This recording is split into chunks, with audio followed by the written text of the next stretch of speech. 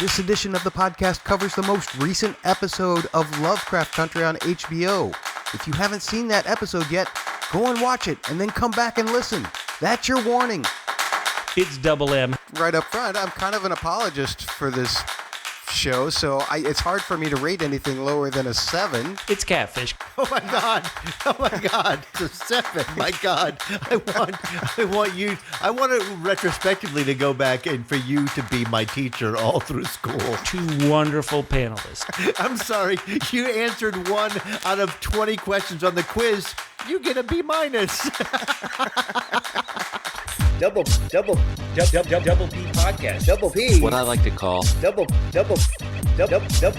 what I like to call Double P podcast. Welcome to Shoggoth Surprise. This week we're looking around at A History of Violence, the 4th episode of Lovecraft Country on HBO, written by Misha Green, directed by Victoria Mahoney, and a story by Wes Taylor.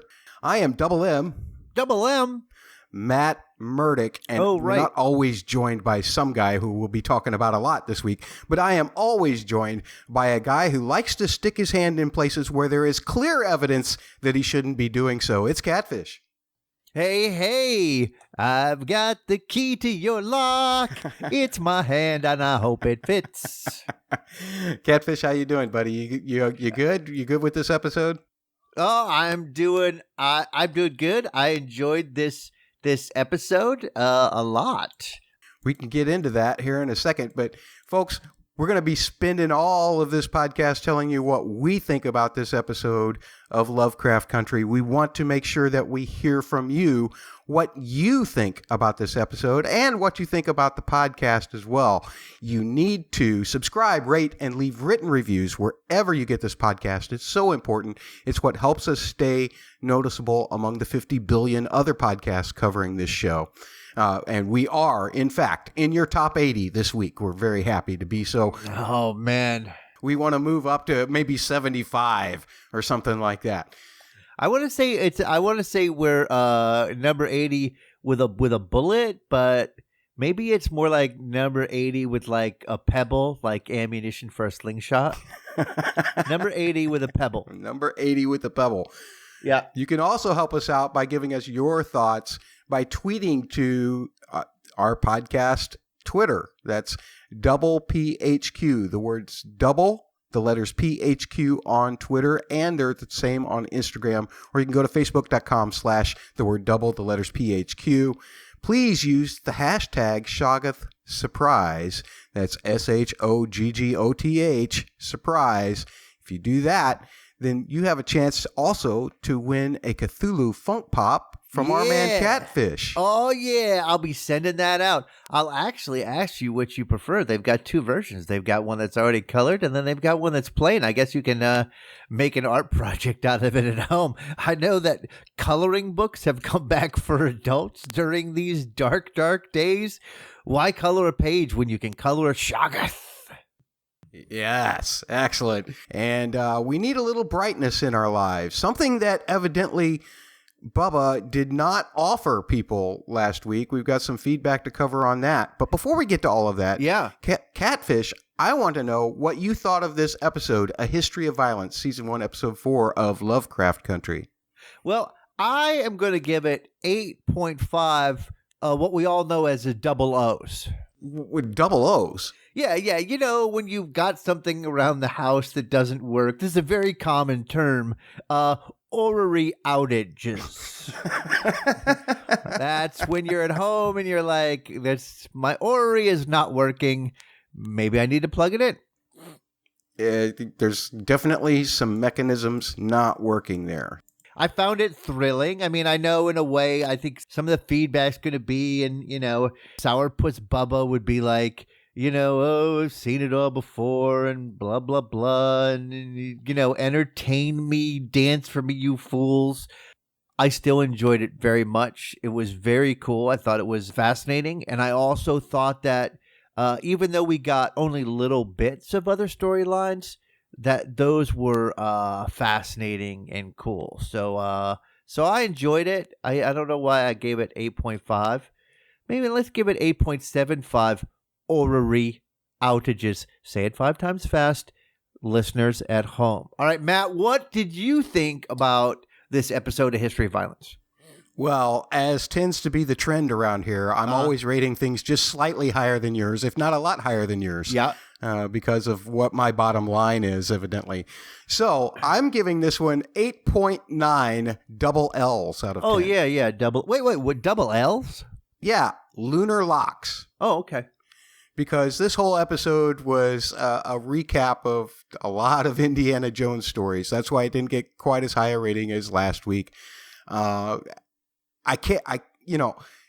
I am a crusty old white man, which more than qualifies me to talk about this serious story about racism, But nonetheless, that also puts me in a range where I was 7 years old when Star Wars comes out. I'm a Lucasfilm kid. I just totally devoured all of the Indiana Jones stuff.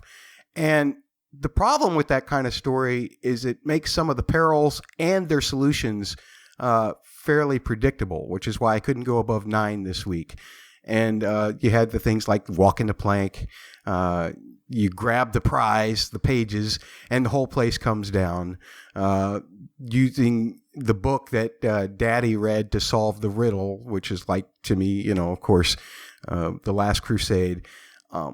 I also like them making an effort at humor because we haven't had a whole lot of those moments in here. But even that wasn't all that great. And I sound like I'm being Bubba here, but actually I did really enjoy the episode. Either way, it was still exciting. And I feel like we got a lot of interesting new things to talk about this week as well. Well, another thing is, and this was talked about, I believe, in the first episode, the idea of Tick saying he wants to be in these kind of adventures, and that all these kind of stories that are told about adventures are all with white people. And so now we have people of color going on an Indiana Jones adventure, and how powerful that would be for a young person of color to be able to put them in that place, experiencing this from a point of view where they're not like, yeah, I have to put myself in the place of a white dude. I mean, let's be clear, Matt. Before sort of the modern day, most of the peoples in the world did not start in Europe. Okay, so most of the peoples in the world were people of color. People of color came up with astronomical systems. They came up with mathematical systems. They came up with coding systems, and there's no representation there. So anyway, I gave it a little bit lower rating. I think it's cool. There was nothing revolutionary about it, but it was still cool. And the idea is that besides the, dealing with the racism issues, that this is kind of kind of a throwback pulp story. I mean, it's Lovecraft. That's pulp. There's one thing though. I mean, I know that we were a little low on it. But Bubba, he sent me his rating.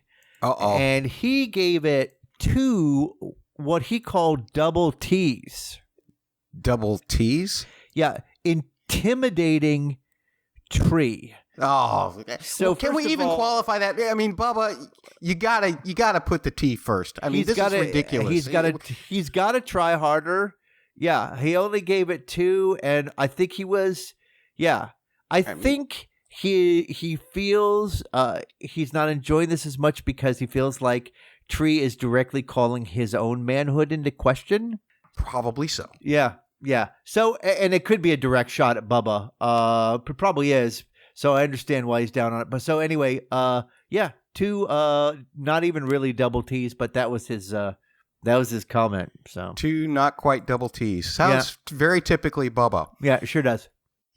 Something that I found interesting this week, Catfish, before we get any further into the story of this, I always like to go back and look at some of the ratings and see how the show is trending. And it appears, if you recall, there were some questions that we had after the end of episode 2 as to whether the story was moving too fast. And you and I loved it. We thought it was great. Right. But according to the ratings, and we discussed the episode 1 ratings already at having 760,000 viewers. It went drastically up for episode 2. It went up by 14% to 867,000 viewers. But then it dropped back last week for the ghost story to its lowest point at just under 750,000 viewers. I'll be very interested to see what the numbers are for this week so that we can talk about that next week and see if the show is still trending. Because you and I were both hoping that it would just kind of gather steam and just keep growing throughout the season. That's what I was hoping, that this would kind of be like The Watchmen, where it would really gather steam, and by the end of it, that it would be a big topic of conversation. And maybe that is not helped by kind of the serial nature of these stories. And that is that even though it relates to the other plot, sort of self-contained story in episode 3, we have, you could call it self-contained here. I mean, this is part of the storyline. They're really moving forward. But so I wonder if that is hurting in any way. But also, I don't know how they gather these TV ratings. HBO doesn't care that people get it at 6 p.m. Sunday night. They don't care about it. In fact, this weekend, they released it early on HBO Max. So, you know, they know the numbers that they're seeing from. In fact, that probably helps them better to know for sure if, you know, they figure out how many times it's been watched on HBO Max. That's a better guess of how they are, you know, if viewers are really catching on to it, even though HBO Max came out of the gate in a very confusing fashion as far as what the heck it was. That's a great point, Catfish. And folks, maybe we should ask you how you're consuming this show. Are you watching it on TV on Sunday nights? Are you going the next day and watching it streaming somehow like that? You can always tweet to @theword_double, the letters PHQ, on Twitter or Insta, or you can send your comments in on the Facebook page, facebook.com/doublephq. Now, before we get into our listeners' feedback, because we do have a lot of good listener feedback this week. We had a disagreement last week that would seem to be you really tried to lord it over me. You see, I was right. And I still don't quite think so. So, Matt, do you want to set up our disagreement, or do you want me to?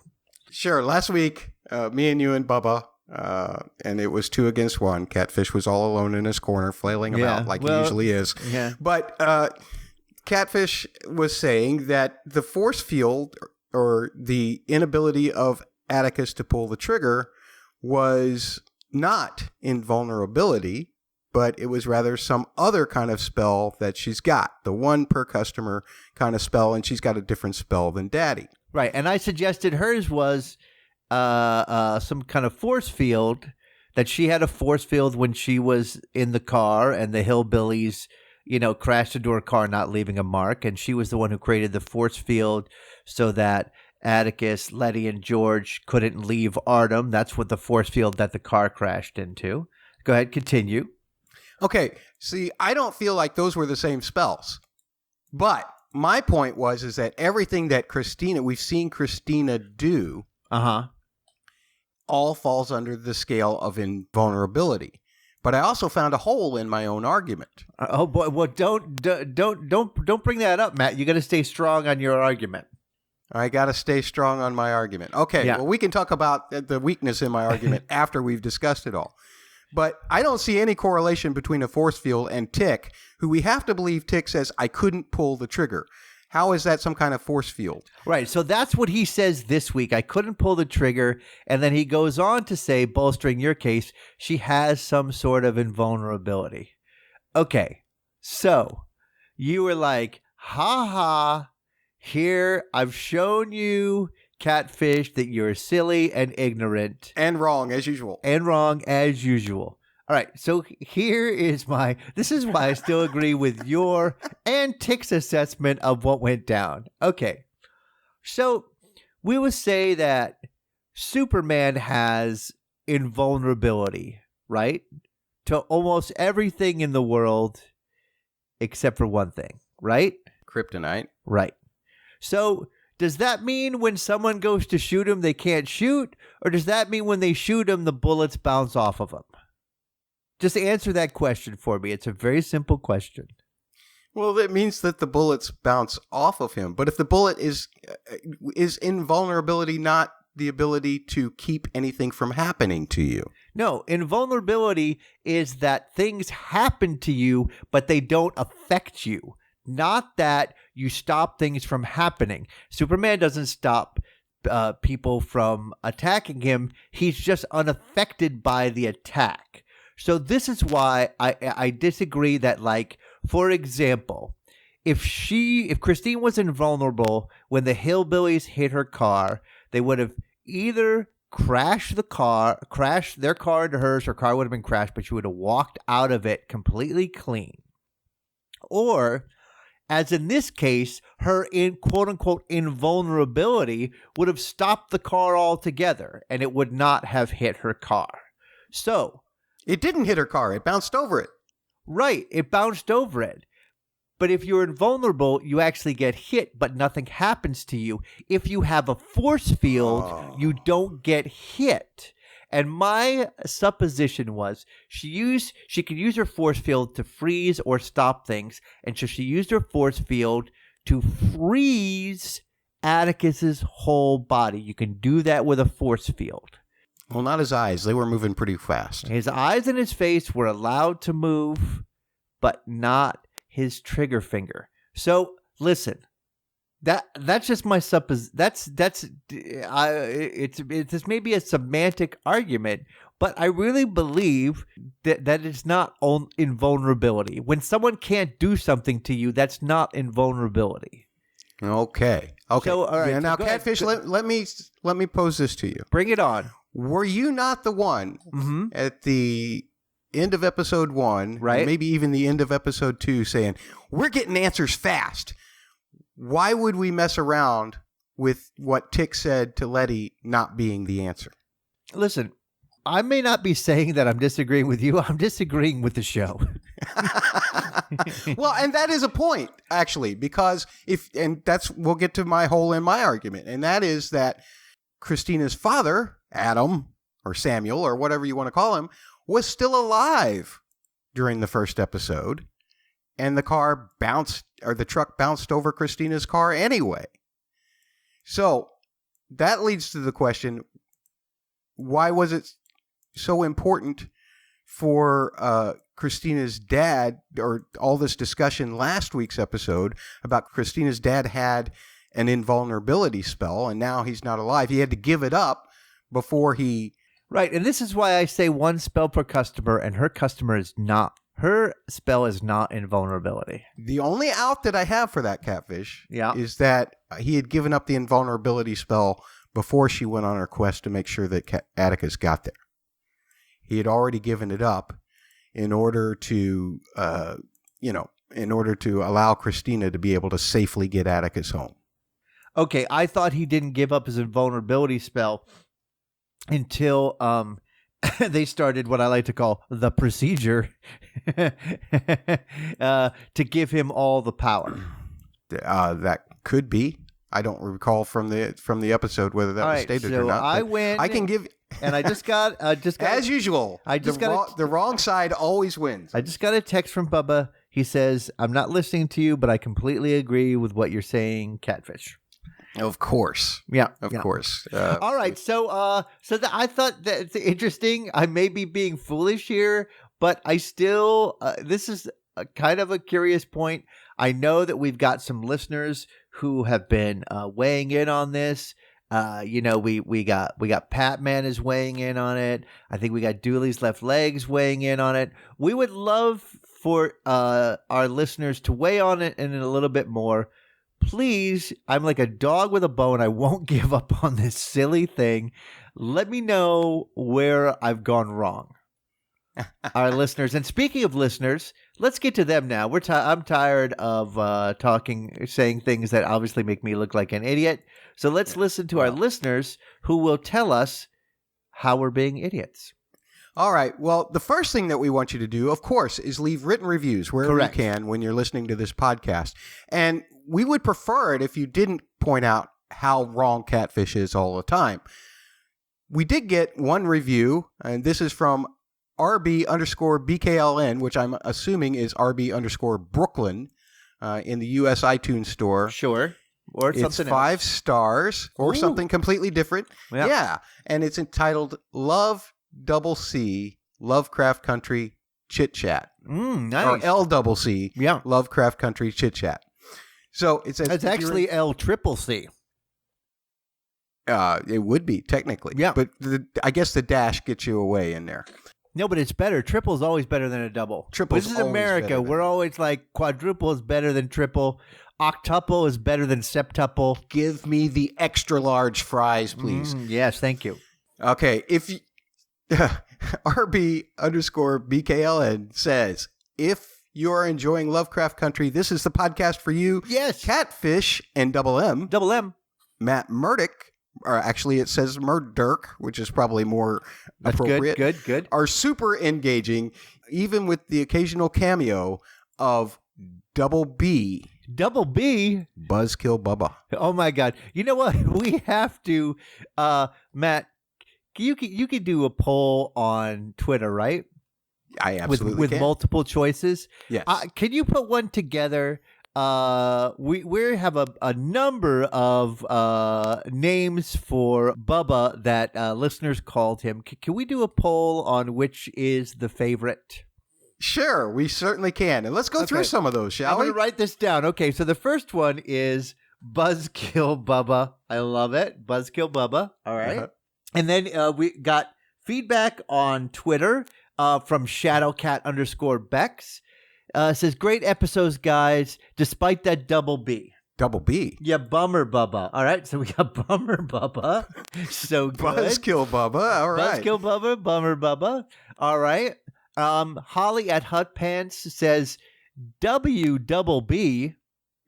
W double B? Yeah, Wet Blanket Bubba just had to come back because he couldn't allow Matt and Catfish to have too good a time without him. So that's Wet Blanket Bubba.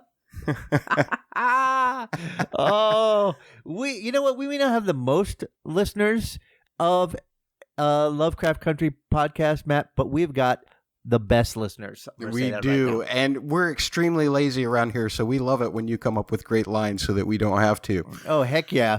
Holly at Hot Pants also says, the baby head on the basketball player is not nearly as scary as my Pelicans' awful Mardi Gras mascot.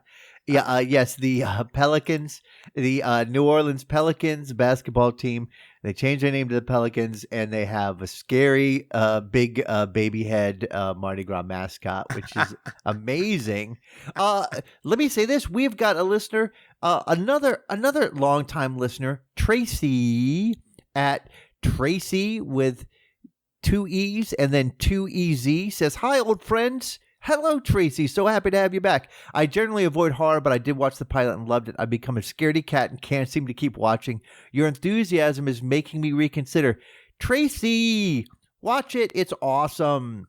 Yes, we love this show, and we think that you would too if you can just get around some of the creepiness. Yeah, you look. Put your hands over your eyes over some of the other parts, but it is very good. Very good. We got 3 word descriptions also from Bill Cava, our friend. He says, and how am I supposed to pronounce this? Is it the Jay Leno? Is it the old Ed McMahon way? Yeah, do it. Here's Letty. Yeah, that's the way to do it. Those are 3 words. #furnace, #3 words. I love it. Once again, Patman23. I don't know how our old friend Pat Spinagle does it. Patman23. He is a man who has got his hands in so many different things. You have to check him out. He is awesome. He's got his hand in so many cookie jars. You've always finding raisins on him. He's got some great feedback for us. He says, I appreciated getting reminded that Christina's dad and Christina are indeed Braithwaites. I think that we had a disagreement about that, and I was actually right. One of the rare times I'm right. He said, I enjoyed the tone of episode 3, especially the framing sequence that gave us the stakes of 3 people vanishing in the house. He says, the day 1, day 3, day 10 check-ins were like the ticking of a time bomb, which I felt provided a good hook into the story. At the end, we learned that much of this has been engineered by Christina, who is using Letty as a canary in a coal mine, moving her to the haunted mansion of the rival wizard Winthrop, who still has allies, minions in Chicago in the form of at least that police captain. See now, Patman picked this up. Very smart. This makes all the interactions a bit more complex, since Tick and Fritz have to deal with possibly combative factions who alternatively harass them and use them. He says, I was not unhappy with Bubba's criticisms. You know, I have a criticism for Patman. He didn't come up with a disparaging term for Bubba. But he said, since it's good to have this type of perspective, in general, I'm fine with Tick being bailed out by others because it'll allow him an arc where he can shift from reactive to active, assuming that happens. He said the X-Files comparison for episode 3 was a good one, since I enjoyed the X-Files, even if the overall storytelling that shows big mythology was suboptimal, inconsistent. Whew. Patman, he's a pitcher who always brings the heat. He does bring the heat, and he writes a lot of tweets to us. We definitely appreciate it. Thank you. Keep them coming, Patman. Yeah, we need them. We need them. We need your intelligence on this podcast, for sure. No kidding, because you're not finding any of it over here. Dooley's Left Legs, our sincere, lovely, loyal listener. From across the pond. From across the pond. Hello, Governor. Hello, Governor. Says, well, that episode changed things up a bit until the final scene. I thought it was more of a standalone episode, but nicely ties in with the overall arc. Once again, enjoyed it thoroughly, albeit slightly less than episodes 1 and 2. Needle drop had to be It Don't Hurt Anymore, unless Tick brought something back from his wartime exploits and passed it on to Letty. Might be a slight burning in the morning. Ouch. Oh, man. Overall, I was just undecided on the score for this episode. And he's talking about Holy Ghost. Part of me thought 7 double Bs. Double Bs? Baby basketballers. Okay, once again, that is triple Bs. Which is better than double. But I could be persuaded to go as high as 7.5 double Gs. Double Gs? Garroted goats. Oh, yeah. And Dooley's Left Leg also added 3 words for last week's I Miss George. I think we all miss George a little bit. Excellent. Okay, and then our old loyal listener, Terrence Revere at Revere Terry says, this Lovecraft Country show really can't compete fairly with Penny Dreadful L.A. It uses coherence, humor, and action as crutches. Oh, burn! There's the diss that we were looking for. There's the complete diss. You know, we have friends over from doing the Delightfully Dreadful podcast, Catfish. We have some friends from over across the pond at TV Podcast Industries as well. And I recently plugged their podcast because they're also covering this show. By the way, they're in the top 10. Oh, man. It's so nice to get some love from our big brother. Our big brother gives us a little love. Our big, handsome brother. After recommending their podcast, they tweeted back to us, says, we've really been enjoying listening along with Shoggoth Surprise each week as well. There's so much to unpack and discuss. Got it. All right, we got some polls here, Matt. I love it. We're going to have a poll coming out where there might be some more throughout the rest, but so far we've got Buzzkill Bubba, Bummer Bubba, and Wet Blanket Bubba. I've got a favorite, but we're going to let the listeners decide. Right. Here's some polls from the last episode. Is that shiny thing that Hippolyta found going to be a thing? 85.7% said you bet. 9.5% said no way. 4.8% sitting on the fence say let's wait and see. And that's out of a huge sample size of 2,100 votes on the 100K Twitter. Exactly. The second poll that we put out was elevators have serious issues. And that one only got 900 votes. But 88.9% of you said yes. Yes, they do. Mm-hmm. As opposed to 11.1 who said no, I've seen worse. Wow. Okay. And so then the last poll was, kind of a short answer here. A short, our disagreement last week about how many spells do you have? I think that's what it was. I was a little confused. It says spells availability, only one spell per customer, got 37.5%. Only one spell, need more, 62.5%. Matt, I got to be honest with you. I don't think that settles the question that we were talking about last week. Oh, was it not the fact that you were saying one spell per customer and Bubba was saying there was only one spell that everybody uses? Hint, hint, invulnerability spell. Oh, okay. Invulnerability versus shield spell. Okay, got it. All right. Either way, we're still debating it. We need you to tell us what you think. Once again, tweet to @theword_double, the letters PHQ on Twitter, or you can go to facebook.com/theword_double, the letters PHQ. I'm willing to accept input from anybody, but I am hoping that Patman 23 and TV podcast industries will chime in on this and help me decide. Somebody help Catfish. Our old game from the Penny Dreadful City of Angels, where I had no idea what the heck was going on in the show. But to be fair to me, nobody else did either on that show. So, well, not only that, but we've kind of flipped the corner on that, where Catfish helps somebody has become a thing in this podcast. So if you agree with Catfish, use that hashtag. Okay. All right.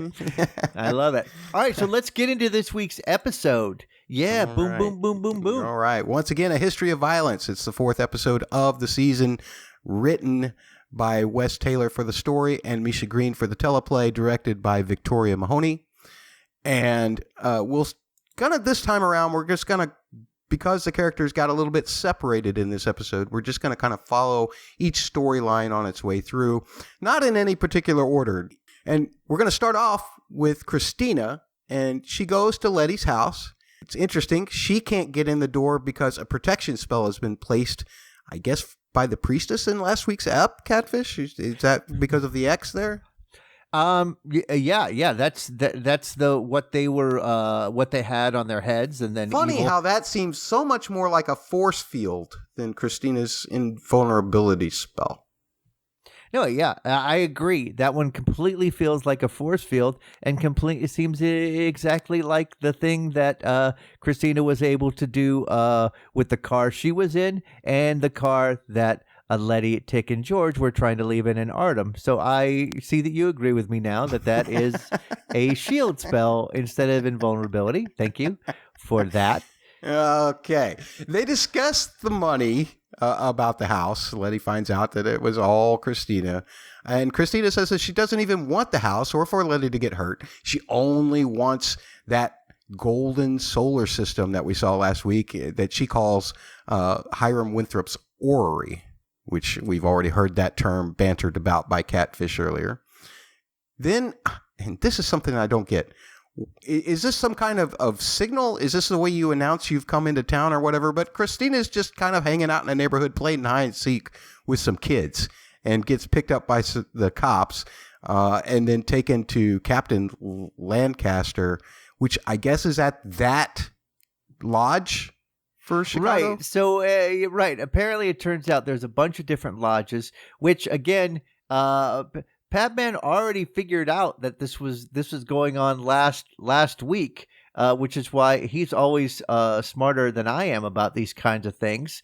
They made it explicit this week, which was good for me because I didn't get it last week. It does seem a little bit weird. It's almost like Christina was begging to be picked up by the cops. Yeah.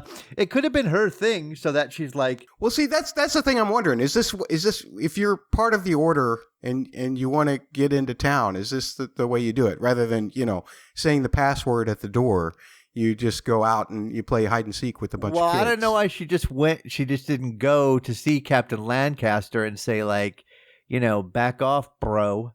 Instead, she does not seem the kind of person that she doesn't seem like you wouldn't look at her or see her actions in the first 3 episodes and go, this is a woman who loves playing hide and seek with kids, or loves kids at all, or does not want to eat children. I don't know, the way she handled that newborn Shoggoth. Maybe she's got a special place in her heart for the young. Yeah, for monsters. Well, you know what? Little children are monsters, so okay. Yeah, it works. We can yeah. agree on that. Okay, all right. Anyway, once she's there, she explains to Captain Lancaster that she is in Chicago for the orrery, which is a key to unlocking a time machine. There you go. That's it. Thanks for letting us know right away, but I just don't understand. Then Captain Lancaster says that she's not part of the order no matter what. And, of course, he's alluding to the fact that the order, especially at that dinner, was not allowing any women there. He's very sexist. You know, the one thing I'll say about this time machine is that unfortunately, or for whatever reason, HBO decided they wanted to kind of spoil some things. If you've watched any of the trailers for like what's coming next week, or I would say that a jump into the distant past into the distant past has already been spoiled. Who goes and where they go by coming up on in the HBO. So I would say if you don't want things spoiled for you, keep away from the trailers at all, because they are really they're still doing it. Thanks, HBO marketing. We love you. Yeah. The other thing that was happening there is as she's telling all of this to Captain Lancaster, she's like looking out a little window, and we're hearing all of these agonized sounds going on in that room. This moaning, it was so great. And this is what I loved about it. It's like, you think for sure you're going to be able to see it. We got no idea what's going on. Sometimes the imagination is best left to just brew on its own, right? I'm sure we'll get more information on that later, but it was a delicious little addition to that scene. It was. It absolutely was. I was just going, what the hell is going on in that room? Moaning, so disturbing. It was awful. It was creepier than some of the other stuff. After that meeting, which we don't really get any resolution to, other than the fact that since Christine is still there, we have to assume. I do also want to say this. This whole thing about the chauvinism that's going on there, it's got to be directly related to the order itself, because the principle of the order is that Adam was just fine until Eve did her thing, right? Is that what this is about? Oh, yeah. I mean, we're about to get into this in a second, but apparently the order is definitely not big on Eve. No, they're kind of anti-Eve. But here's the thing. Yeah. You got to wonder why Captain Lancaster didn't just take care of Christina right then and there. And my guess, invulnerability spell. Well, we know if he went to pull the trigger, he wouldn't be able to pull it because of her force field abilities. Okay. Got it. So, at any rate, Christina does survive the encounter with the Moans and with Captain Lancaster, and she pulls into a drive that is being watched by two guys in another car. She walks up the driveway, walks out of sight one direction. William walks back from the same direction, comes out and kicks ass on the dudes. And tells them that Christina doesn't want to be followed. So here's my thing, Catfish. Tell me. A couple of weeks ago, Bubba, as much of a Debbie Downer as he is, he actually Debbie Downer. He's a double D. He actually might be onto something, because he said a couple of weeks ago that he believed William and Christina were the same person. Whoa. Well, as much as I hate to say that Bubba was right, I'm going to say that I think he's right here. And this is interesting because, as you said, as down as this whole group is on Eve, we appear to have someone who is embodying both the male and female. And what's interesting is we have that twice in this episode. So there's something going on there. Yes, I would agree with that completely. The only question that I have is, let's assume that Bubba is right about this. Did William show any signs of any duress, any bruises or anything when he was with Ruby later on? No. Okay, so he would be invulnerable too. Well, he would be, the male aspect appears as invulnerable, and the female aspect appears with a. Yeah. Speaking of William and Ruby, why don't we move on to that storyline? Let's do it. We start off with Ruby going to Marshall Field. She's applying for a job, but she finds out that they've already hired a black woman. So she is now a AA. Double A? Aggravated applicant. Oh, yes. Because she did not get there in time. And to further her aggravations, and boy, can I relate to this, Ruby is playing a gig at a dead room. That's the fate of all of us musicians at some point in our lives. But after showing her quite emphatic appreciation for her audience, she discovers that her tab is being picked up by said William, and he proposes to her that he can change her entire world. And after listing all of the ways that white men have tried to convince her of that before, she finally seems a little bit intrigued by him. Yeah, I gotta be honest, I'm surprised this worked. In what way? I'm surprised that she let him hit that. Yeah, I think there's some other spell involved in that as well. He's invulnerable to her rejection. Maybe he used a force field to bring down her inner defenses. Anyway, later at the bar, Ruby ends up telling William about the fact that she missed out on the job at Marshall Fields. We figure out that Ruby and Letty are only half-sisters with different fathers. I don't know if that had been mentioned before. Mm-hmm. They do have different last names, so that would tend to suggest something there. Anyway, semantics aside, she talks about the discrimination, which is kind of the racial touchstone on this particular episode that really hit me. She tells William that he better give up his thoughts that he has about her, which will naturally lead to them having sex. Of course. You know, because that's what happens. Any thoughts about that storyline? It's fascinating. I know you say it happens to everybody, but Ruby was really crushing it there, and I don't know why the audience was just dead. What was going on with them, Matt? I don't know, because I'll talk about that when we get to the music section. But that was a great cut that she was playing. It certainly was. Absolutely. The next storyline that I have listed here is about George's family, Hippolyta and Dee, because the Ori, the one that Christina is looking for, is in Hippolyta's possession. As I said before, she became quite impressed with that last week, and evidently she just took it with her.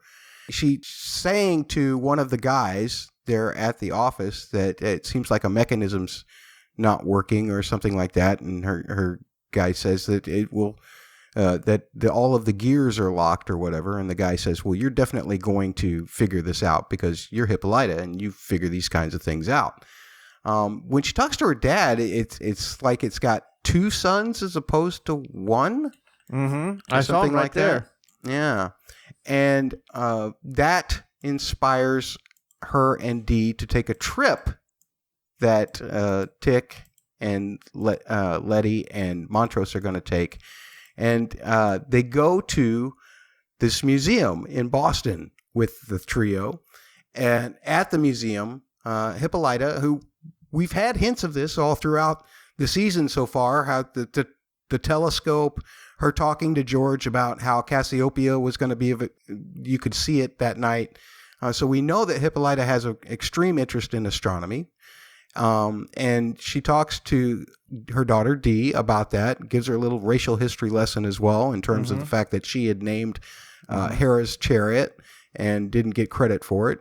I loved this moment, the way that Dee reacted to it by, just shouting it out to everybody else in the crowd that was laying there in the floor of the planetarium. It was wonderful. That was great. I love it. And we really don't see them until the end of the episode, after everything's happened, and Dee and Hippolyta are on their way back from Boston, and they're headed to Chicago, and Dee's asking the same question that we are, in a way, how did they already get back to Chicago? And it's that strange elevator that shows up, which we'll talk about in a minute. But then Hippolyta sees George's atlas, which Dee reveals was in the glove box that she's looking at. And that makes her turn around, and I guess she's going to follow that route back to the Artem marked out there on the map, which makes me worry. It really does make me worry. I mean, I know she is. She wants to know what went down, but you know. I'll be honest, Catfish. Yeah. When we first saw that shot and they were driving through there at night, it really made me worried for them then. I didn't know if they were in a sundown county at that point or not either. So I was actually scared that something was going to happen to them in this episode. Now I'm worried that it'll happen to them in the next episode. But that leaves us with just the main storyline, which is Indiana Jones and the underwater tunnel. And we start off right at the beginning of the episode with Tick's dad, Montrose, Tick's father, ? He's reading from the Order of the Ancient Dawn bylaws, which George had evidently given him. He's looking through all these pictures. He's remembering things that George said. And of course, not un-Montrose-like, he's drinking like fish. But he then pours the alcohol into a bucket and sets the alcohol aflame with that copy of the bylaws in it. This is the beginning of Montrose doing a lot of things that he thinks is a protection, but ends up, I think, probably in the long run will be harmful to Tick and Letty's quest. We got a lot going on here, Matt. We got a lot going on. At the library, back in town in Chicago, Tick's doing some research, and Letty, after finding out everything out that she did from Christina, she comes in and scolds Tick for attempting to kill Christina and not telling her about it or about the money for the house. And guess what? We think, and I put it this way, I put it catfish friendly. We find out that Tick thinks Christina's spell is invulnerability. But Okay. I mean, he has been. I don't know if I could be any clearer that he's been wrong about a lot of things. And I am saying that the answers come, and you should just take the answers as they come, and not be such a stick in the mud, catfish. Okay. All right. I'll try to get my stick out of the mud. Now, here's a question that I have here. Okay. I know there's a lot of action going on and everything, but I feel like I'm repeatedly confused about what is going on between Tick and Letty. It almost seems like as each episode starts, they're kind of ignore what's going on with them, and then they'll sort of draw closer at the end of the episode. But it doesn't. I don't know their relationship. I'm a little confused. But are you okay with the kind of the way their relationship is going on this show? That they just kind of ignore each other, that they're angry with each other, then there's danger, and then they make out.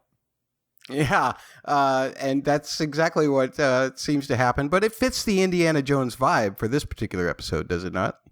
I mean, it does, and I completely understand. Like we're doing like kind of the pulp stuff like that, but it feels like relationship-wise, we need to be.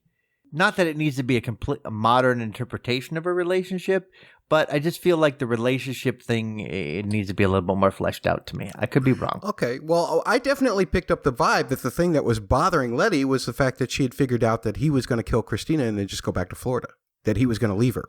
So I thought that made her feelings perfectly clear and why she was truly angry about any of it. So that didn't bother me as much. The whole later on, we just escaped the perils of death. Let's kiss now. That seemed a little bit too serialized movies back in the day, 30s serials to me. But I can live with that. It doesn't. Their relationship doesn't bother me as much as it seems to bother you. All right. Yeah, got it. Again, I am always an apologist for any show that I'm podcasting for. So, folks, if you have any issues with what I just said, feel free to tweet at me, or especially at the double P. That's at the word double, the letters PHQ on Twitter. How do you feel about Letty and Tick's relationship. Now, here's something that we got to give a shout out back to our genius feedbacker, Patman23, because a couple of weeks ago, once again, Patman23 had said that the ring was being used to make the ritual that Atticus was doing a way to kind of destroy it. And Atticus also suspects that Christina used him as a Trojan horse to kill Adam. Now, Catfish, do you believe that? Because if you do believe that, then I think you got to believe everything else that Tick says too. I mean, look, Tick can be right about some things and not some other things. Okay. So when it's Patman23, Tick is always right. I mean, look, you know what? You know, there's been times that Patman23 has illuminated me, and times where I disagree with them. I think as adults, you can respectfully disagree with people. Some often respectfully disagree with Patman, but I disrespectfully agree with Bubba. So, but I always, if I'm disagreeing with Patman, it's respectful. Patman's onto something here. That the ring that Christina gave him was definitely part of what sabotaged that whole ritual. I love that idea. At any rate, they changed the subject to the hidden pages to try and find and to figure out this Ori that Christina was talking about, how it's all connected. And Tick wants to find Adam's booby-trapped pages, and he wants to use those spells to protect everybody. But he doesn't want Montrose's help, or hers, actually, to go and find this vault. Again, Tick is trying to do stuff all on his own, and Letty naturally gets mad. And this poor boy, who's just trying to read a book in a library and get himself entertained or educated or whatever he's reading, he's not having it. He's fed up. I love it. I love it. Listen, there are rules. These guys like breaking the rules. They do break the rules often, including telling you the truth in the middle of a story in a library. But the whole idea of this kind of humor in here, I'm glad we needed it. You know, I felt like we could have used this kind of humor in some of the darker episodes earlier. This one had much more of the high adventure and everything, but I like that they tried to add some humor to it. Didn't really work too much for me. It was a little bit too tropic most of the time when it came out, but it still felt, I guess when you're going to go with a big trope adventure episode like this, or story like this that maybe Matt Ruff penned, because I haven't ever read the book, but if it's like this, then I'm sure it's in tribute to all things regarding those kinds of stories. Sure. And then Tick, when he's after Letty stormed off, he's checking out these books, and he sees that Daddy's already read them. So he goes looking for Daddy at a bar, and he, of course, finds that Letty's already found Daddy before he did. Daddy, with a question mark, I guess I should say. But Montrose, again, this is the second time he's trying to be very protective. He tells Tick to stop, that there are 34 lodges, which he, I guess, learned from Christina, out there, and not just the one. That makes Tick leave. He's even more determined to do what he's going to do, and Letty kind of scolds Montrose for letting Chick quote, chase his tail looking for answers that Montrose knows he already has. And Montrose even lets her know that he knows where the vault is. So that means we're all going on this trip, and it's Letty, and it's Tick, and it's Montrose. They're using Woody. Letty hates the way that Tick packs, evidently. There's lots of tension going on here. And Hippolyta and Dee are going to come along too. So they're going to go to that museum that we talked about earlier with this trio. Road trip. You'd think that they'd get away with just that, but they got one more. They got one more stowaway. Not really a stowaway, but a hitchhiker coming along. Tree doesn't want to pay his bus fare, so he's coming. He's coming along too. Here's the thing, Catfish. Yeah. Why the hell would you take a ride I guess to save money, but I don't think I'd want to ride all the way to Boston so that I just still have to take a bus back to Philadelphia. I mean, look, Matt, maybe he wanted to get some clam cakes He wanted to go Okay. to the Commons, the Boston Market. Yeah. Okay. All right. Well, I guess I'll let it pass. Anyway, I still don't understand. I mean, I understand adding new things. I just don't understand why. I don't understand what Tree is doing involved in here. I don't understand it. he does seem like an ornament in a lot of ways. I don't understand his. I mean, I guess we want to know him more before he gets killed for some reason. But him and his third leg, I don't know if that's just comedy stylings.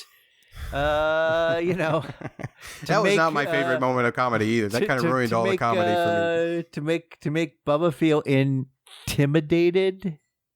Ooh, Yeah. that has to be the reason.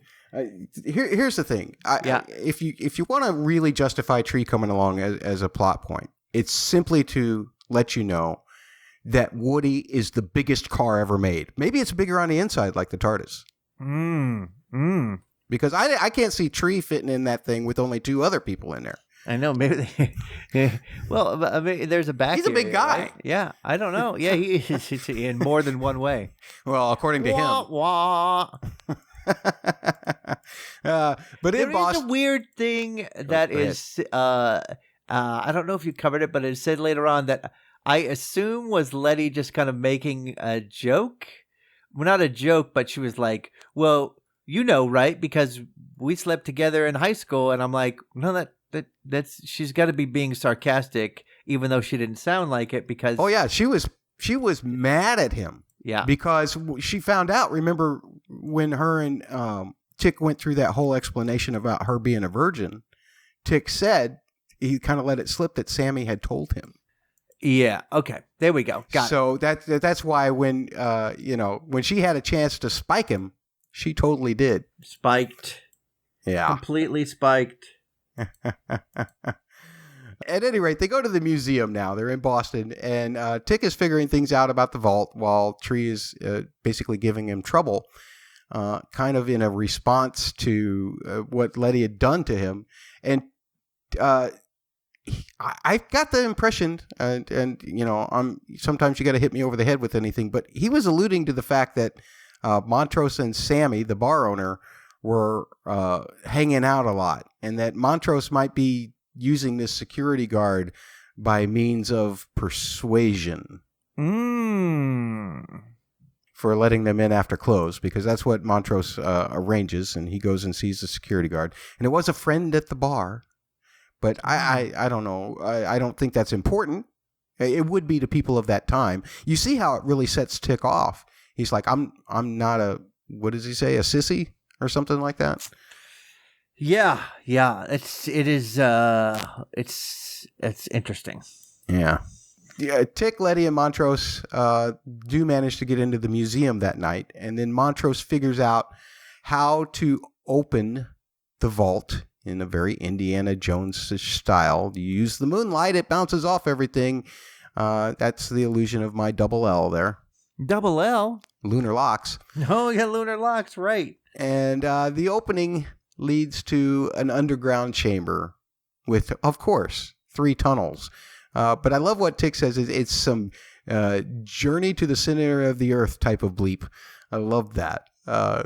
And he finds these words of warning printed up above it also, which tells us exactly what's going to happen. Beware all ye who tread the path, ever the tide shall rise. Tick realizes that they're going to need Titus's Voyages map, which gives Letty a chance to get some aggression out. She gets to break some windows down. She does a double D. Double D? Display demolition. Oh, man. She gets the map. And Letty and Montrose then, of course, without being invited, they crash the party. They come down the rope as well. With a little bit of deductive reasoning about when did Titus Braithwaite go to the Caribbean, they figure out which tunnel they're supposed to try first. Yeah, I mean, first of all, let's pour one out for the security guard. Why? Because even if they don't figure out that he's the one that let people in, he's probably going to get blamed for it and lose his job. Yeah. Maybe in more ways than one. Tick Letty and Montrose then discover that the tunnel they chose opens to a wide chasm with only a single board, dun, dun, dun, to cross to the other side. And, of course, your solution is you send Letty. I mean, because nobody else is seems so willing to go out there as Letty did. No, not me. Oh, no, you can do it. You can do it. Tick assures her that the rope is foolproof, and Montrose is giving this story of the knot, which is complete BS. But she does get out there, and then yet another Indiana Jones trope. Here we go, a swinging blade. Only the penitent shall pass. Tick gets out there, and he helps her time it all out. And so, naturally, the plank starts disappearing. Now that I liked. I like that. It's like, wait, does it release a bunch of termites? Here they go. And somehow it still manages. Once it's disconnected from Montrose's side of the cavern, it still stays. It's not giving in. It's not the weight of it. The gravity is not having any effect on the plank. Now, what I love about all this, Matt, is that whenever you think about this, I'm trying to remember. I think I saw something sometime where this was dramatized. I'll try to find it if I can. I'll tweet it out to our listeners. The idea that after so many years that all this stuff would not have disintegrated or not be functioning anymore. I mean, especially when you have all these quote unquote mechanical things that are not metal and are not greased up, that, for example, the plank would not just have been rotted. Yeah. First step should have ended the whole story right there. Yeah. None of this stuff should work. So the whole idea of this plank going away, and Tick has to come back, and he tells Montrose to jump. Yeah, that's great. And based on Tick's catching skills with the bag, if I was Montrose, I'd just say, I'm going back. But no, he jumps with them, and they start going across. They do the timing out of the swinging pendulum of death. And then they get to the other end, and naturally, there's no way off of the plank, and it's still continuing to come at them, being eroded behind them, until Montrose, thank goodness he read that line in the Order of the Dawn bylaws, so that he knew the exact combination of everything, just like Daddy had everything in his book for the Last Crusade. So that solves that problem. They get in there. The water is starting to come up because the moon is raising the tide, and the chamber. They've got to get everything done. They're on the clock as they're moving through the tunnels. Now, I guess up to their chest in water, almost up to Letty's neck. Montrose has given Tick some crap about leaving people behind because he's kind of set off on his own. And that kind of sets Tick off too. And what I'm wondering, Catfish, is does this have something to do with Korea as well? Because he told George that he did something really bad happened. And we have the whole thing with the girl, but is there more to all of this at Korea that we're not finding out about Tick yet? I mean, I think that last week, I'm going to agree with Bad Bubba just for a second here. Wait, Double B? Double B, Bad Bubba. In that, at a certain point, choosing awkward times to throw in things that we think might be hints. This is just an awkward time for that, if it is indeed a hint for something else. And it's kind of a poor motivation for Tick trying to turn it around on Montrose just so he can admit that he read the book and then burned it. Yeah. Right? Yeah. It's kind of a strange way to do that reveal. But I could live with it. But Letty interrupts their conversation because there's corpses floating in the water. And here was the first thing that was really like my mind just kind of went, oh my gosh. She was sure that one of the neighbors, or one of the bodies was one of her neighbors from Chicago that disappeared. and the whole idea of the long tunnels, when you remember that from last week. And then they find that actual elevator. What's going on here, Bubba? Is this some kind of, I mean, naturally it's some kind of portal or something, but there's some weird magic stuff going on here. Well, first of all, I'm hurt because you called me Bubba. Oh. But I find that very cool. As soon as I saw the elevator, I'm like, holy cow, that's the elevator. That's really cool. I love it. I wonder what, like, I haven't been under my house in a while. I'd like to know if something underneath my house goes somewhere really cool. So this is the way to get out. But my concern would be they've protected this thing so well. The question is, you could have avoided most of the traps if you could have figured out how to take the elevator down instead. Seems like a shortcut. Yeah, I wonder if that's what they're all doing at that moment. They're all just thinking, oh, damn. We didn't need to go all this way. We didn't need to break in. All we needed to do was take the elevator all the way down. You just got to find the button that takes you down. Yep, just got to find the button. Yeah. So they explain it must be Hiram's elevator, whatever. Of course, this leads to Letty saying that, Tick, the universe doesn't completely revolve around you.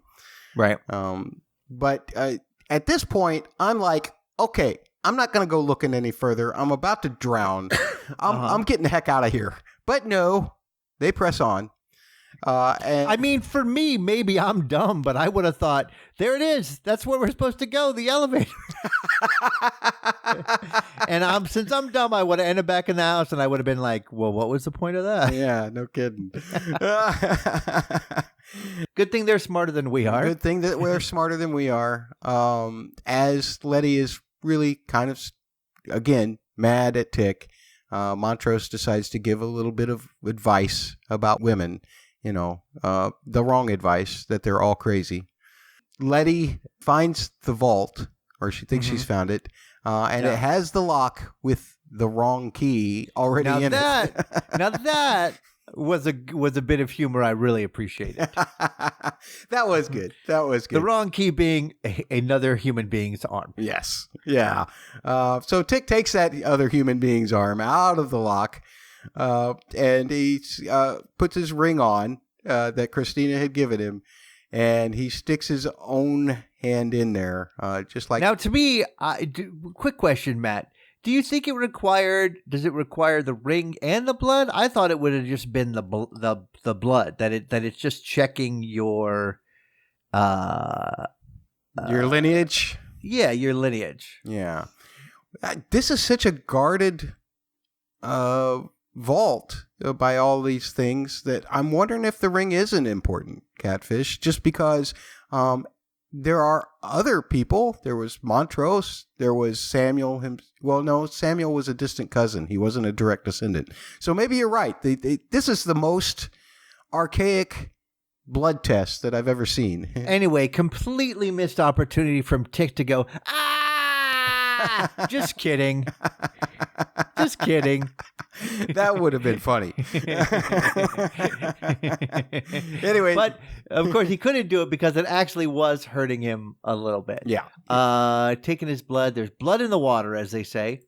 Because of this, a ladder drops. Because of all of the test is positive. He is positive. I'm just imagining at every turn, Matt, like it opens up, the ladder drops, and because the rope is all disintegrated, the whole rope ladder just falls into the water. That can't happen. Not here. This is a magical place, Catfish. Water doesn't do what it does in other places. Look for robot chickens like Indiana Jones. They do a thing where everything doesn't go as it would really be if something was left for like 100 years. I'm pretty sure. Just from my memory. So I'll try to find that and link it out. Right on. So when a ladder drops, you've got to naturally go up it, and you find yourself in, I guess, the bowels of a ship. With a whole bunch of corpses, and they see what they're looking for on the desk that's being in the hands of another skeleton that comes back to life. I was impressed with that. The transformation, the CG transformation, okay. But I was impressed with the idea. I was expecting the answer that the thing that we did get, which was everything starting to collapse, to happen as soon as they touched the pages right then and there. I wasn't expecting this whole 15-minute appearance of Yahima Marakoti. Is that how you say that? Ooh. I'm just going to say, go ahead. You say it. Okay, no, you say it. Maraokati? Marakati? No, that sounds more I don't know. Japanese. What she says is Yahima Marakati. Yeah. So she says it like that. But it's a man-woman two-spirit, which we were alluding to earlier, Catfish. You think that Christina's power comes from this same kind of power, I guess? Wow. That's an interesting idea. Anyway, she is from the land of many waters, wherever the hell that is. Minnesota? That's in the land of 1,000 lakes. That's many waters. She knew Sure. Now, she knew Titus and she trusted him, which was evidently a poor decision. He tried to use her to translate the pages, and he killed Yahima's family and then imprisoned Yahima with them in the veiled cloak of that promise. Hey, you're with your family forever now. So Tick apologizes after he says, I'm blood, but I'm not family. By the way, he's the only one who can understand her, evidently. Yeah, it's interesting, which is why later on when he's like, I need your help translating it, I guess he's not literate in a language, he could just understand it. Yeah, that's a strange connection or anything. Or and then when he speaks, she seems to understand him, but he's not speaking it. Like they don't go like it would be one thing if they're like, you can understand her, and then he speaks, and even though we can hear it, like I don't know why he couldn't speak it, but she could understand him. Oh, well, here you go. We've journeyed into Star Trek area. We've got a universal translator working, and that's fine with me. But at any rate, Montrose is getting a little impatient. He's ready to get the pages and get the heck out of there. And this causes the first scene in, of course, Raiders of the Lost Ark. Everything starts to fall apart. The glass breaks. The water crushes in. That's different. Not that all that different from, what was that, Temple of Doom. And water rushes in. And, of course, they have to run, which quickly becomes swimming. And they do get back to the elevator where, conveniently, somehow Yahima drops the page and Letty has to retrieve them in the water, creating a little more tension while Tick and everybody's holding their breath and trying to hold the elevator door open. They finally get the elevator going, and when they get up, they're halfway above water. That's obviously the place where Letty and Tick are going to make out for relief, the fact that they survived. So, naturally, when you have a kiss like this, then it's going to get interrupted. This one took me by surprise. I wasn't expecting this one. Yahima gives off this sonic scream, and Tick must now have eardrum damage because he had to, take his hands off of his ears so that he could give her a convenient one punch right cross to knock her out. Upstairs, later at the house, Tick and Yahima. She's learned not to speak now. Not that she ever could anyway. They like Montrose's theory, whenever it was that he proposed it, of Titus had turned her into a siren so that she couldn't speak if she escaped the vault. I mean, I'm with you on this one. What the heck? Yeah, all of this seems terribly convenient. From the right cross to all of a sudden, oh yeah, skip ahead is what happened here. And Montrose had evidently given some kind of theory to Titus about her being a siren, which, again, if they're just telling us this stuff because it's truth, I mean, I got to believe what Tick said in the library is true, Catfish. Okay.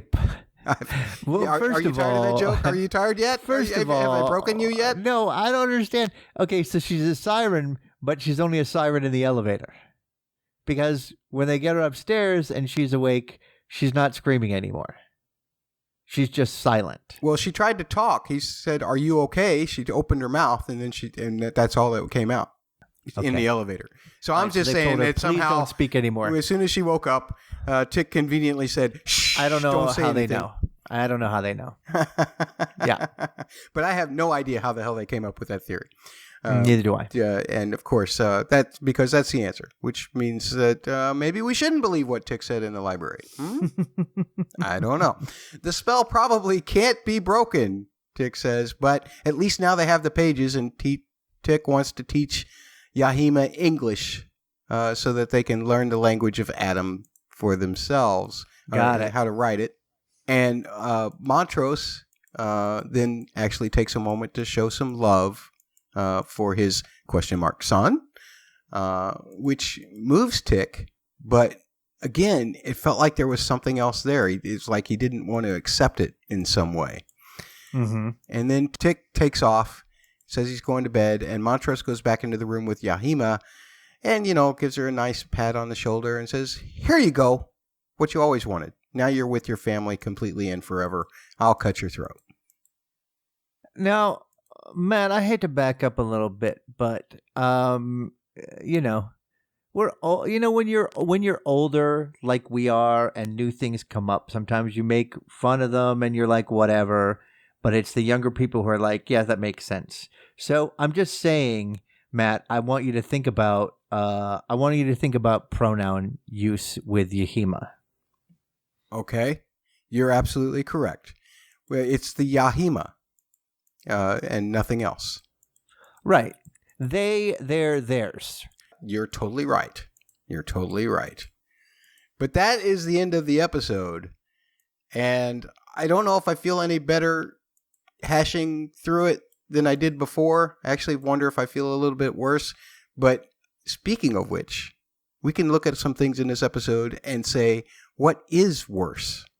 And we've got a few things here. Let me start with mine. Okay. We always like to we like to have everybody pitch one. So mine is being trapped in a near-dead state for over 100 years, or finally being rescued and then summarily executed by one of your rescuers. That's a tough one, Catfish. So that's a tough one. That might be a poll question. I'm gonna say being trapped in a near-dead state because your pain is still there. I don't know what she was thinking. I don't know if it's one of those things where, like, when you go in a spaceship and you're like, in a non-dreaming state. But I would say that when they awoke, that Yahima felt a lot of pain, and Montrose kind of put them out of their pain. Mine is a little less, I guess you would say, weighty, philosophical, Got it. And much more direct. I just wonder if it's worse for someone to be a librarian when everyone is shouting, or being a security guard when everyone breaks things that you're supposed to be guarding. And I think you already answered that question. Yeah. But we're definitely going to put yours on the poll. As much as Bubba seems to dislike this show, he does keep interrupting us with some things, doesn't he? He does. In fact, this poll question, what's worse, is Bubba centric, because we want him to still be a part of this podcast. So the question is, what's worse, coming onto a podcast where you're the sole sourpuss, or being too scared to come back the next week after you get roasted by listeners? That's the number one poll. If you answer no other polls this week, folks, that's the one you must answer. We must have the answer to that. I mean, there's the other Bubba-centric poll, which is what's the best new nickname for Bubba? Is it Buzzkill Bubba, Bummer Bubba, or Wet Blanket Bubba? That would be the what's best. What's the best description of Bubba now? So you have one which is worst poll to answer and one which is best poll to answer this week. I love it. It's required of our listeners. Love it. It's the only payment that we're going to get, so please do so. Speaking of games like the one we just played, how about a 3-word description of this episode? And I think me and you are both on the same idea here. We are. So I didn't mean to spoil yours. I actually didn't look at yours before I wrote mine. But actually, all three of us, Bummer Bubba, Wet Blanket Bubba, Buzzkill Bubba, also is sort of on the same theme. But he always is on this theme. So, Matt, what's yours? Okay, well, I'll go first because it will spoil yours then. No boulder escape? Or I even had another one because I like to cheat too. Wait. No fedoras? So that was my 2 nods to the Indiana Jones vibes that I was getting on this episode. I love it. I also had an Indiana Jones vibe.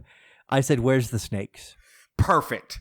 Where are the snakes? I know. How about Bubba's entry? Well, Bubba's... You know what's nice is that Bubba's is a 3-word description of the episode, but also the essence of Bubba's personality. Seen it all. Has he seen it all? Has he heard all of the tunes that were in this week's podcast? He felt like he's seen it all. Well, seen it all, but maybe not heard it all. Maybe. So what could he have heard in this episode? Well, it was full of some great stuff.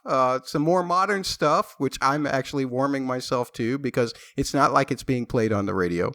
Bitch Better Have My Money by Rihanna. I loved that one. That was as Christina was driving. You have Get 'Em by Jay Josephine, and that was as Hippolyta was looking at that Ori. You have Cops and Robbers by Bo Diddley, and that was when Atticus was going to the bar to find Montrose. Devil or Angel by the Clovers during Christina's hide-and-seek game. Money by, oh boy, LaKaylee 47. Are you going to correct me on that one? Is that right? Matt, I am so tired of correcting you. Well, you know, once you mispronounce Maldonado as Maldonado, yeah. Then you better ask somebody first, right? I think it's. Did you say LaKaylee 47? I think it's LaKaylee 47. It could be LaKaylee or LaKelly. It could be either. 47. Either one. Yeah, but then the tune was Money. And that's as the troop hits the road in Woody. And then you have, it shifts to Ruby there. Chain Gang Blues. And that's the song that Woonmi sang in the bar in Chicago that Ruby sang. The best known version of that is by Ma Rainey, which is a great old tune. You should check it out on YouTube. Everybody's been talking about how they love the cover of the Nina Simone tune on at the end, the Centerman. But I wonder if they loved the Marilyn Manson cover of "I Put a Spell on You." That's when William and Ruby are getting it on there. So those were the songs in the episode. Did you have a favorite, Catfish? I did. My favorite was just because it made me laugh. But also for another reason was Bitch Better Have My Money. You know what? Some of the stuff I may not be getting as far as the songs. My favorite needle drops so far have been kind of the spoken word stuff that sort of illuminates what's going on. But this one I thought was more pointed because they're going to get something that is theirs. So it's like that. In other words, bitch better have my money. Yeah. That bitch damn better stuff have my Ori. Yeah. That damn stuff better be there when we go. So that was my favorite needle drop. What about yours? My favorite was simply because it was a Bo Diddley tune, and at that time period, Lafayette Leak, one of my favorite pianists ever, was playing in that band. It was the Cops and Robbers tune at the bar. I don't want to spend too much time speaking this, but I worked for Bo briefly. I was filling in for my mentor in St. Louis, Johnny Johnson, who used to play for Chuck Berry. He was unable to do some gigs due to illness near the end of his life, and I did a very small amount of the touring in his place because he was doing it for Bo at the time. That's awesome. Oh, and Bubba has a needle drop favorite. Yeah, his is Georgia by Ray Charles because he grew up in Georgia and he loves Georgia, and he just wasn't paying enough attention during the episode to know that it wasn't there. To realize that Georgia wasn't in there. Yeah. Yeah. So it's, This is Bubba cheating once again. Well, I mean, it's just his slipshod attitude towards the podcast that is illuminated here by his selection for the needle drop. Yeah. I wonder if he heard Georgia on My Mind in the X-Files as well. There was a lot of great score music in this week, and it's allowed me to actually conceptualize what they're trying to do with some of the orchestral music. Some of it is stuff that we've heard before, and all of it is stuff that has strung through almost all of the episodes. If you don't like the music analysis, you can skip ahead about 14 minutes.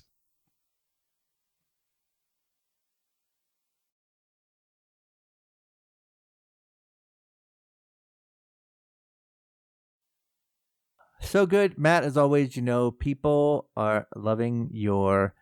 You've converted Dooley's left leg now. It's so funny. I've cursed him. According to him, I've cursed him. Now he's actually cursed. Forced to pay attention to music in the episode. So, well, there you go. Now we've got one more thing, Matt.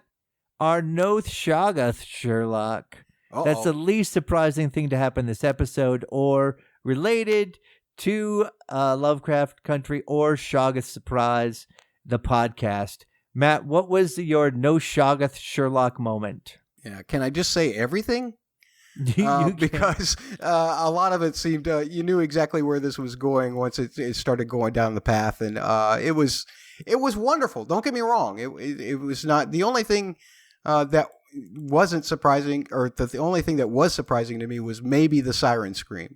But everything else, I kind of saw coming as it was coming. And I think that was the point. You weren't surprised when they dropped their robe and you were like, what is that down there? To be honest, the first time I watched it, I wasn't even paying any attention. And then when she said, I am man and woman spirit, then I had to go back and go, wait. Oh, yeah, that's there. We go. There we go. I was shocked for that moment. My No Shoggoth Sherlock is that Bubba did not return for this episode. Completely unsurprised. We begged him to come on for so long, and that's it. And so now he gets roasted until he comes back. Folks, we want to know what your No Shoggoth Sherlock moment was for this particular episode, or any episode of Lovecraft Country. We take submissions for anything, anytime. You can tweet to the word double, the letters PHQ on Twitter, or you can send a message on Insta. You can also go to facebook.com/the word double, the letters PHQ, and comment on our posts there. We want you to subscribe, rate, and leave written reviews wherever you get this podcast. That's the only way that we're going to manage to stay your 80th favorite podcast covering this show.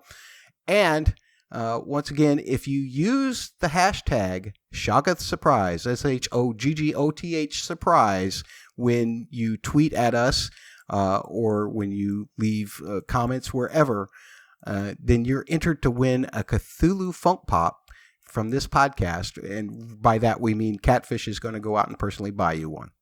Yeah, I'm not going to go out. I'm just going to have it delivered. I'm going to order it on Amazon and have it shipped right to you. Oh, he's going to personally type in an order for you.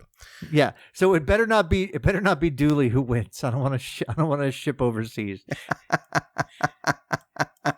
In the meantime, Catfish, if people want to again tell you how wrong you are about invulnerability, how can they find you? They can hit me up at CJGman67. Or if you want to tell me how wrong I am about the music stuff, please feel free to tweet at Musical Concepts. And please look for the polls. We want a lot of feedback on those polls. Those usually show up on my polls, and then but if you follow at double PHQ, then you will probably see them retweeted because despite the fact that he doesn't want to participate, Bubba usually does a pretty good job of retweeting. Well, we'll see if he retweets all the roasting that we did of him this week. Yeah, you better check at Musical Concepts. Second thought about that. Yeah. Just to be sure, because I'm not sure any of that stuff will end up on the Double P on the Double P Twitter. And we will talk to you next week on Shoggoth Surprise. Double P podcast. Double P. What I like to call Double P. what I like to call Double P podcast.